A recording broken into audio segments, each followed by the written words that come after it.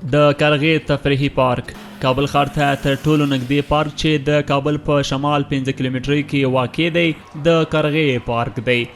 دغه پارک یا سیمه په ښایست مشهوره ده. د دغه سیمې د شهرت بیلګه چې دغه سیمه یې ډیره مشهوره کړې هغه د قرغې بند دی. دغه بند د محمد ظاهر شاه د واکمنۍ پر مهال په 1430 کال کې د یوې تفریحي سیمې په توګه جوړ شوی. د قرغې تفریحي پارک چې د ښکلو رنګارنګ ګلانو، رڼو اوبو، پاک هوا او طبیعي منظرو په درلودو یې ښکلا نوره هم ډیره کړې ده. دغه تفریحي پارک ته نه یوازې له پلازمینې کابل بلکې د هیواد له مختلفو ولایتونو ورته خلک د سیل او چکر لپاره راځي.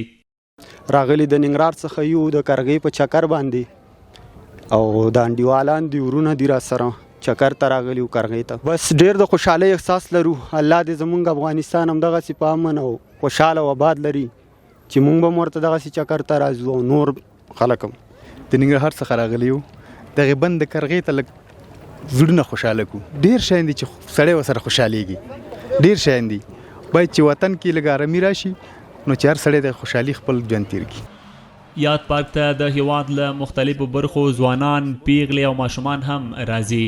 ډیری ماشومان بیا دغه پارک ته په راننوتو خوښي څرګندوي او وایي به خاطر چکر آمدیم. من اینجا ساتیری کردم در چیزش جای خوبی از بیان اینجا ساعت چندتیر میشه. به خاطر میله بسیار احساس عالی دارم. ساعتم تیر شد اینجا بیاین اینجا ساعتشان تیر شود و بسیار جای عالی است. د کابل ښار اوسیدونکي بیا د اوړي په موسم کې له خپلو کورنیو سره یو ځای د سیل، پاکې هوا او طبیعي منظرو څخه د لیدو په خاطر دغه پارک ته راځي. دلته راغلي یو د چکر لپاره راغلي یو او ډېر ښه ستری ځای دی ماشاءالله. ډېر ښکلی ځای دی.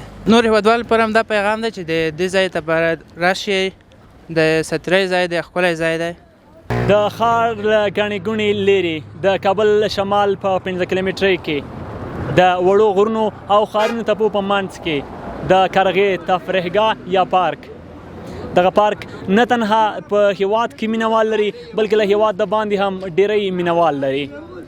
دې پارک ته د هیواد له ګوټ ګوټ څخه هیوادوال د چکر او تفریح لپاره راځي. عبدالله حیدرزی، STR نیوز، کابل.